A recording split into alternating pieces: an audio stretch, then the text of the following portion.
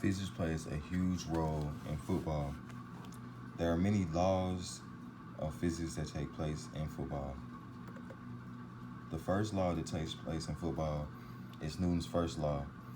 In football, the strategy is to get this show on the road, the ball, and to get the ball down the field. And that is the first law that kicks in. The guarded player's methodology is to stop the individual that has the ball, which Newton's first law states. A protest remains very still unless an object in motion, and also an object in motion remains in motion unless followed up upon an equal force.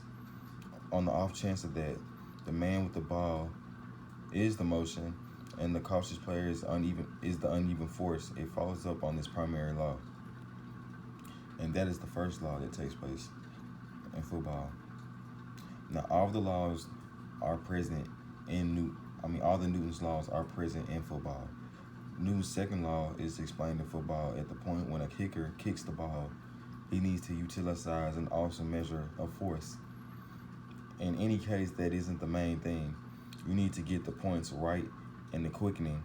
So the second law states that the quickening of a protest relies upon a mass of the object and the amount of force connected. So if the kicker is the force and the football player was the object, it identifies with the football.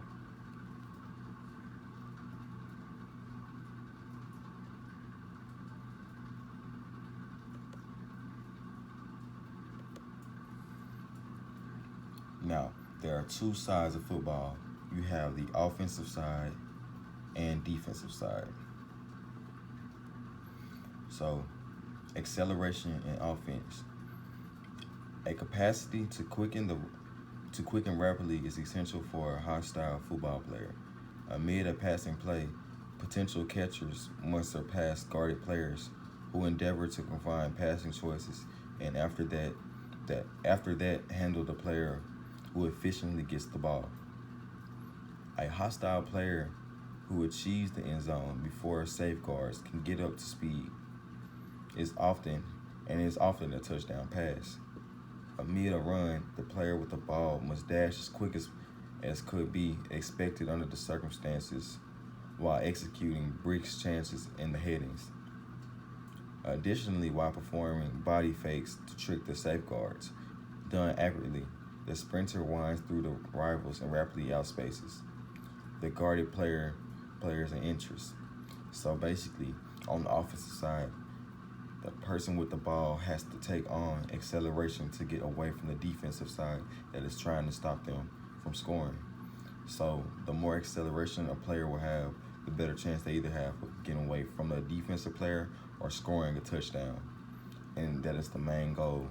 So acceleration plays a huge part in the offensive side of football.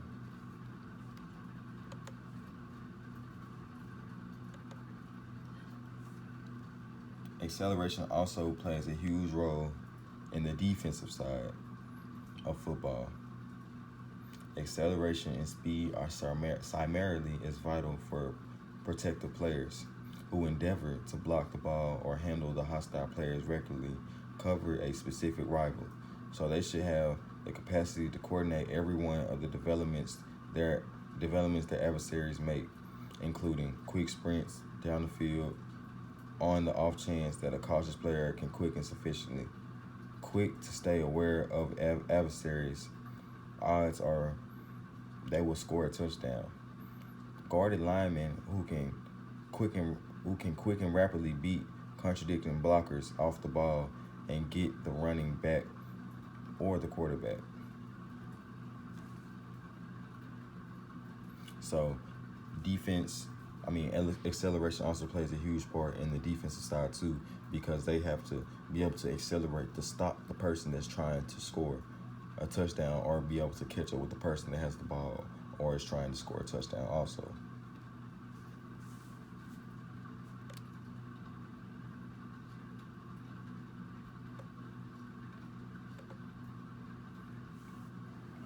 Now, another property of physics that plays a role in football is inertia.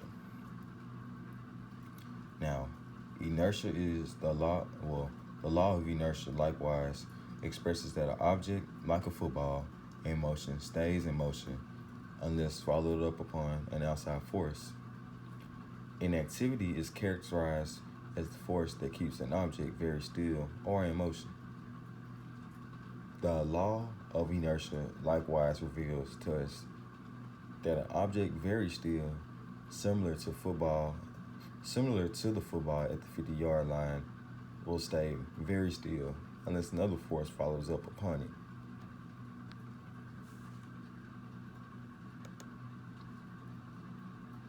Now, inertia is a property of issues that makes a body oppose changes in its condition of the movement. Inertia can interface with the football through the accompanying illustration. The quarterback hands the running back the football. While the running back is dashing to the touchdown zone, he keeps running into one of the linebackers on the other group, and keeping in mind that he gets handled and his movement stops, the football flies out of his hands and continues pushing ahead. So that is one of the demonstrations of inertia that takes place in football, because the football is still in movement even though the running back has been forced to a stop. So the football won't stop its movement until somebody either catches it, it hits the ground, or is done rolling on the ground.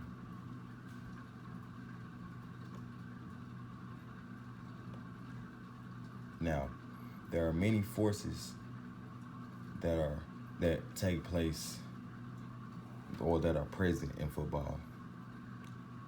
The reaction forces can apply action. Well, you can apply action and reaction forces to football by using an example of a kicker kicking a field goal. The action force of this would be the kicker's foot applying X amount of force to the football.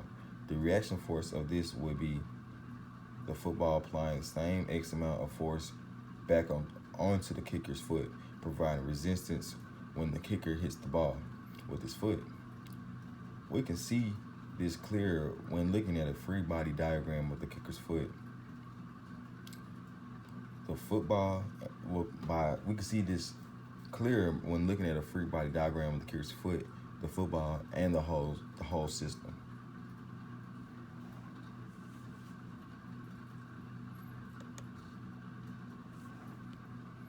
Now, force. Force of gravity applies to football when the football is tossed or kicked. When a player bounces noticeably all around to dodge or handle catch a ball, and it's always being connected, it's what keeps the players on the ground and influences the football to return to the ground after it is tossed or kicked. Normal force is the force that follows up upon an object opposite to the surface it is lying on. For football, this applies to all players on the field, as the ground is resisting surface. In addition, the football when it is in the player's hands or on the ground before kick, normal force will always cancel out the force of gravity, since the main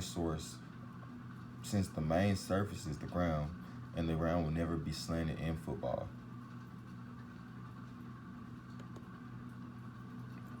Force. Now, and then there's also force of friction, which applies to football in three distinctive ways. You have static friction, which will apply when the ball is lying on the ground, and the static friction will keep the football moving in spite of the fact a little measure of force is expected to move the football. Kinetic friction will apply when a player is proceeding onward the field, and the field makes a force that demonstrates against the moving player, or when the football is moving on the field, rubbing from the field will oppose the football from development. So mainly the static friction is the most dominant type of force in football, because it plays a huge role from the players and it acts upon the football also. Then you just have applied There's applied force is the force that players act on football by throwing or kicking it, as well as on each other when they tackle or bump into each other. It is what makes the ball move and allows for passing, hitting, and kicking.